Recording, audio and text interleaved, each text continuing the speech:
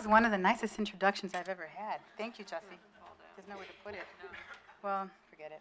I guess I just won't. So it's great to be back here again. I guess this is my third visit, and it really feels like Old Home Week. There are so many familiar faces and so many folks that I've now come to regard as friends, including Jesse LaFlamme. Laura, Missy, and OTA, just thank you kindly for today's invitation. And what a day, what a morning. I was able to sit here for some of this morning and to spend the time listening to organic leaders, including my boss, Secretary Tom Vilsack, about their commitment, about their vision, about their support of organics was really quite phenomenal. And I heard someone saying when he finished, does he have time to read books? How does he have time to read books? But if you haven't guessed, Secretary Vilsack is an amazing, talented leader, and he's tremendously dedicated to U.S. agriculture. As to the organics industry, I hope that you took away from his remarks this morning that he has prioritized this sector and you are firmly in his sights. As Jesse kind of alluded to, turning his vision and that of the many Congress folks and people on the Hill into reality falls to a great extent on the shoulders of my agency, the Agriculture Marketing Service, and in particular, the National Organics Program, which is superbly led by Miles McAvoy. Miles, stand up. We could not be where we're at today in this sector without the able, superb leadership of Miles McAvoy. Also, another hat that I wear and that Jesse mentioned is to serve as an executive sponsor of sorts, if you will, to help advance Secretary Vilsack's departmental organic guidance. And with that, I work closely with Betsy Ricola, our organics advisor. And if you don't know Betsy, she is doing a fabulous job connecting the dots at the USDA and championing the work and working with many agencies. And Betsy's fairly new to this role, but I would like her to to stand up as well. Betsy Ricola.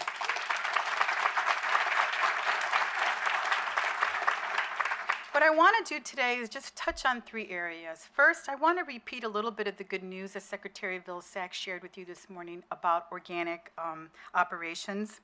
Next, I want to talk a little bit about the progress we've had since we last met. And three, I want to flag a few of the exciting initiatives that we have underway and that you should be looking for. So, in terms of the news, I want to enthusiastically reiterate the good news that was shared this morning, and that is that in 2014, the number of domestic certified organic operations has broken a new record. We now have 19,474 operations, an increase of 5.2% in just 1 year. That is huge. And in fact, since we started counting organic operations in 2002, the number has increased by 250%. That's 250. Globally, there are now 27,814,000 certified organic operations around the world. What a testament to the growing demand of this sector.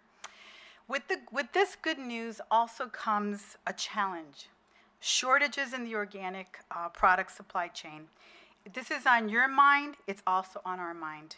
And we're doing all that we can in partnership with many of you to increase the number of farms, ranches, and food handlers transitioning to organic.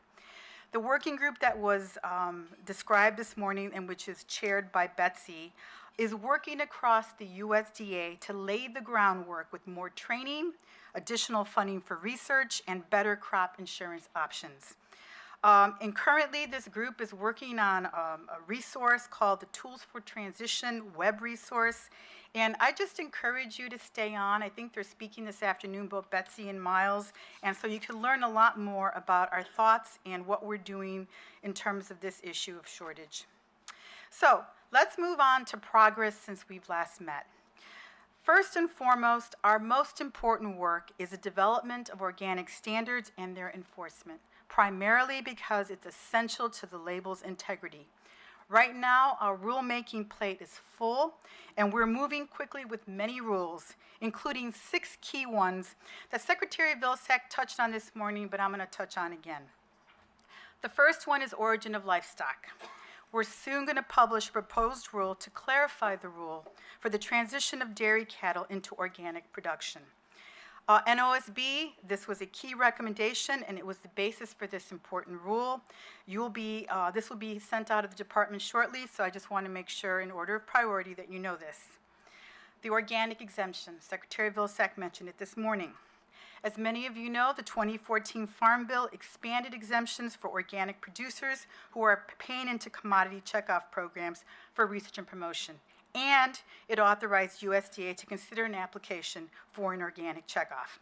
The AMS has the privilege of overseeing over 23 checkoffs across different commodity groups. And so we're very experienced in the process, and so more on that, but I just wanted to mention that. In terms of the exemption, the comment period, and many of you commented, and thank you for those comments, it closed in mid-February. We had a lot of comments. We had something like 731 comments. We're currently in ex parte, so we really can't talk about it, but suffice it to say that we're currently finalizing the rule and hope to publish it this summer. In terms of the checkoff, and Secretary Vilsack mentioned the checkoff, we stand ready to work with the organic industry if and when we receive a proposal. And so that is, we've had many discussions with different stakeholder groups, including OTA, and so again, we're ready to proceed if we receive that proposal. Aquaculture. I know this was discussed this morning. I don't know where, there's Marty. We are advancing and looking at the rule in terms of reflecting the best practices of the industry, and it will be out soon, as the Secretary mentioned, by this summer. Pet food. The process for developing food regulations started over a decade ago for pet food. And this rule is currently in development, and it'll amend USDA organic regulations to ensure consistency and clear up confusion that might be in the marketplace regarding pet food, as to the composition and labeling of pet food. Apiculture. I didn't even know what that meant before, but now I know. It's bees and bee products, and we are moving forward and looking at that rule. And last, animal welfare. We're currently developing a proposed rule that would amend the USDA organic regulations, and this is to ensure that there's consistency in animal welfare requirements for production, transport, and slaughter. We know that this rule is important to many in the industry, in particular the NOSB, who's recommended it on several occasions. And just overall, what I could say at this point is that we're committed to organic integrity. There's a lot of analysis that has to take place, but this is also on our agenda. Let me move to the second part of this, which is enforcement. Enforcing the integrity of the USDA organic seal is of utmost priority, and we are putting resources behind it. We want to protect consumers, and above all, we want to create and ensure a level playing field. And so we've been very proactive in this arena. In FY 2014, we investigated 285 complaints. This is a 10% increase over 2013. We publicized 13 fraudulent organic certificates, and we levied 9 civil penalties, which were encompassed into settlement agreements. And we also prevailed in an administrative hearing against a certified operation last April. On the topic of resources, you know, we can't do this without resources. I know there was a lengthy discussion about resources this morning, and it's always a concern. But in terms of the NOP staff, I'm pleased to say that we've tripled it since 2009, and primarily, and I think there's a clap there, and I'm sure that Miles has been very happy about that, because of the amount of activity and the volume of work. And we have, and I've met several of them, several exceptional and diverse new team members. They're currently being trained, and we're onboarding them, so that's going to take a bit of some time, but we're really thrilled that we're able and we're starting to gear up. Also, consistent with our interest in transparency, We just met last week to go over the new 5-year strategic plan for the NOP. And so you'll be seeing it, and we're very transparent, we're very open, and we'll be sharing that hopefully on our website or in some other publications, but look for it. And I'm going to move a little bit in terms of, again, the progress we've made in areas that we know are very important. Organic trade, a bright spot, a priority. And as many of you know, and I'm repeating a little bit of what Secretary Vilsack said this morning, but I think it merits repeating, we've established organic trade agreements with the world's 4 largest organic markets, Canada, the EU, Japan, and since we last met, we penned an agreement with South Korea. And these agreements create an open market for $60 billion in combined organic sales. Tremendous. And I know today there was a release of data, of export data and data by OTA. $550 million worth of organic products are tracked now as being exported in 2014, and that's tremendous. And as a nation, I know you can't pick up a newspaper, especially in Washington, without reading about trade right now. We've had, especially in the agricultural sector, record-setting gains in trade. Last year, for example, was our best year in agricultural exports yet. We had a whopping $152.5 billion in agricultural trade, and organic trade contributed to that success. In terms of the way we look at this, and I don't want to be boastful, but I think a lot of folks consider U.S. organics as the international gold standard for transparency in food labeling, and we're very proud of that. As was mentioned this morning, NOP has ongoing discussions with Switzerland and Mexico now for new equivalency agreements. And as to Mexico, I know part of the data, I was looking at it the other day, consumer demand for organics is growing. I lived in Mexico many years, and I can see how that's happening. Mexico is a leading market for U.S. organic exports, totaling $186 million in 2013 and growing. Just last week, we received word from the government of Mexico that they will be delaying implementation of their organic law for 18 months until October 2016, which will give us time, and like more claps, it's going to give us time to complete equivalency agreement discussions, and importantly, won't stop important trade activity with Mexico. I'm repeating a bit, but I think it merits repeating. In terms of our outreach, a priority continues to be advancing our sound and sensible organic certification and compliance practices. Accessible, attainable, affordable. That is our mantra, and that's what we've been looking at in terms of this initiative. You've probably read, and you're probably partners with us. We're currently partnering with 13 organizations to streamline the certification process, and there's going to be tools and resources and technical assistance that's in development. These projects are going to be completed by September of 2015, and we're very pleased with that work. The Secretary this morning mentioned market news that falls under AMS, and it's one of our stellar programs. We, as an agency, issue about 250,000 market news reports a year. In 2014, we expanded our coverage of market news reports to include 250 or more organic products. And we thought that was phenomenal. I know that a lot of people in the agriculture industry rely on our reports. They're unbiased, they're current, and they're free. And we just completed our 100-year anniversary as Market News, and it's really great that we are now looking in terms of organic and local for our reporting. Cost share. You probably heard that, or maybe you avail yourself of cost share. In fiscal year 2015, we were allotted $13 million to help cover the cost of organic certification. That's up to 75% of costs, or $750. And we're currently working on an appealing outreach campaign so that more people know about this important tool. And it's also an important tool in our toolbox in increasing the number of certified operations. And so we're very pleased with that, and I think a lot of folks are, and we just want to make sure to get the word out. And I know OTA is doing a lot to make sure that that gets out as well. Next topic, and I'm just going through a lot of different topics because I want you to know the extent and the breadth of what we've been working on. At this conference last year, I made it a point of volunteering that we were planning on becoming much more proactive in engaging and educating the public about organics. And we did just that.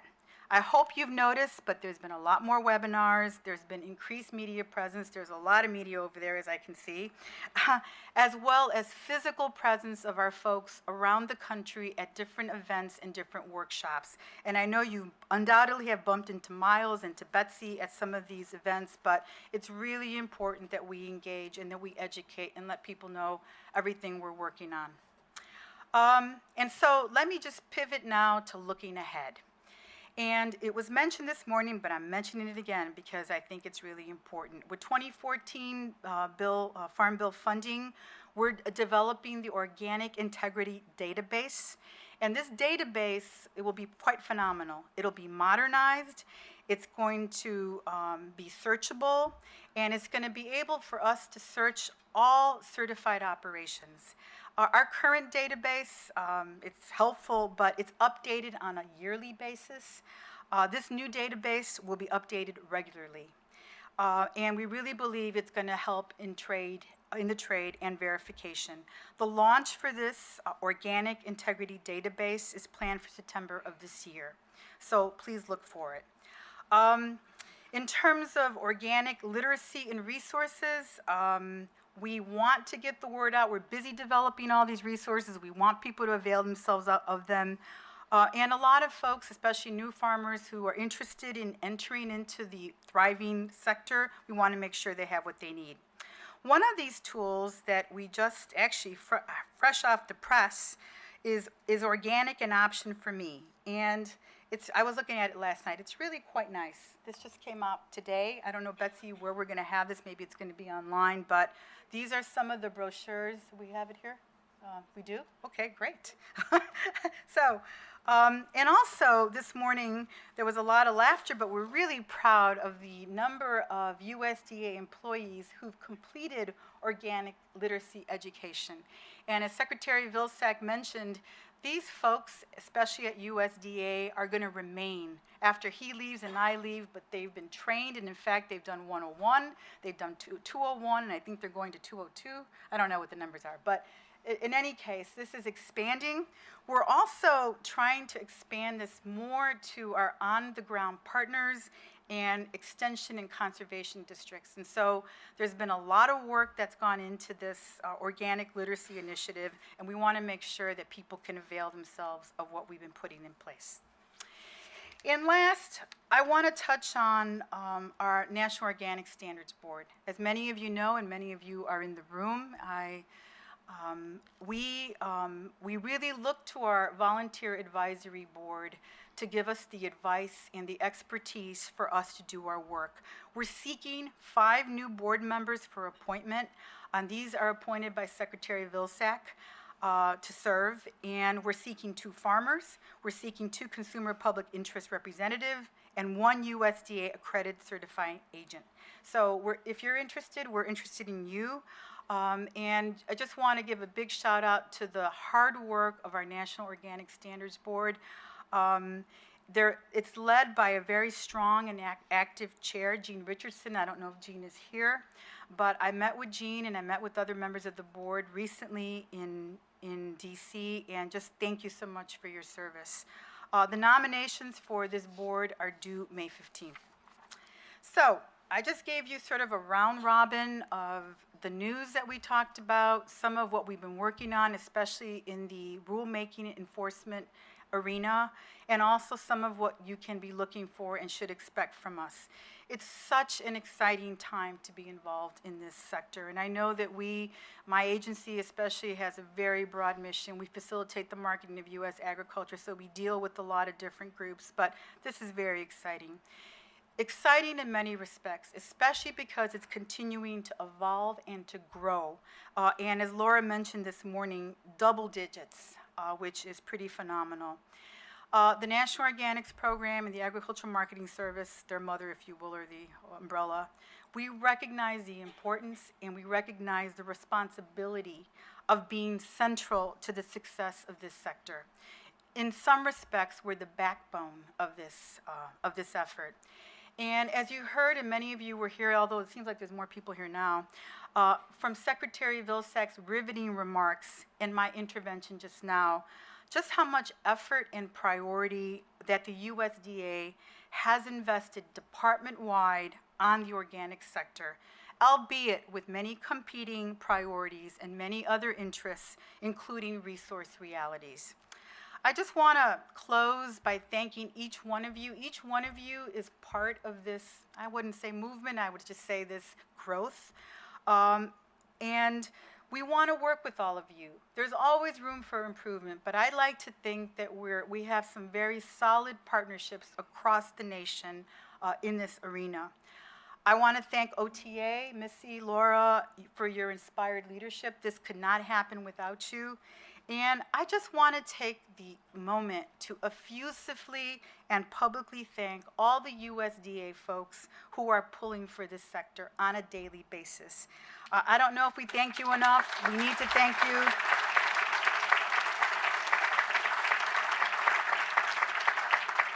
At the end of the day, it's people who create change, and these people are heroes in my book. And if you permit me, like I did last year, could the USDA people in the room stand up and take a bow?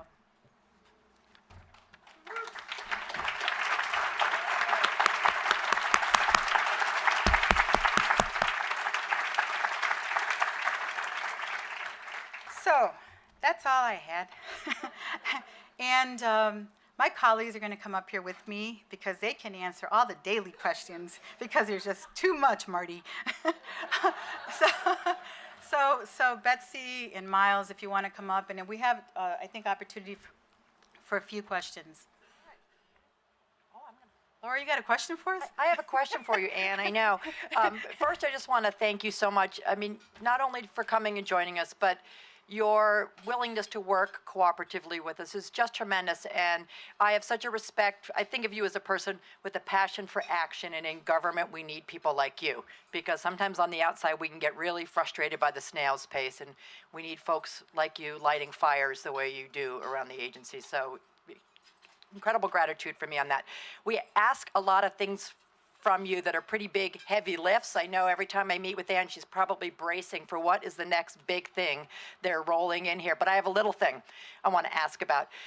We're really excited about the database going live, and we worked hard to try to make sure you guys got those resources. As you finalize, this is in the weeds, but I'm putting it out there, as you finalize it, you've heard all this talk about supplies. I really encourage you guys to include data fields that allow visibility and tracking of acres, not just number of operations, ideally tied to some crop type subdivisions. I think it would really add to the usability, robustness of that product as you roll it out. So it's just a little thing. And thank you. And Laura, you're no shrinking violet either. Thank you for that. We will take that into consideration. Ann, over here. Actually, piggybacking on Laura's question, do you have an idea, or I'm sure you have an idea, but can you share what level of detail is going to be in that database for each of the certified operations? Yeah. Okay, so it's going to be great. It's going to be awesome. But you got to remember where we're starting from. So we have a list of certified operations. It has a lot of information. We get that information from certifiers. We get that once a year. So the 2014 list is just being published now. So it's already a few months out of date. And any changes that occur in 2015 don't occur to that current list of certified operations. So this new modernized database, which will be launched in September, has to have a portal that all the 80 plus USDA accredited certifiers around the world can have a way to update that information on a regular basis. It's not going to be real time, it's going to be a regular basis, because they all have different methodologies. Some have very sophisticated databases, and some are still working on paper-based systems. So it's going to be much, much better. It's going to be searchable. It's going to have a lot of great information in it. And it's not going to have everything that you want, because this is the first stage. This is going to be something much, much better, but it's the first stage of a project that will continue to develop over time. So look for lots of improvements. We have a very active group that we're working with the certifiers that we're working with to get the right input so that it works for them. Working on a lot of those bugs, but once you see it, please clap loudly, say it's great, and give us ideas of how to make it better in the future.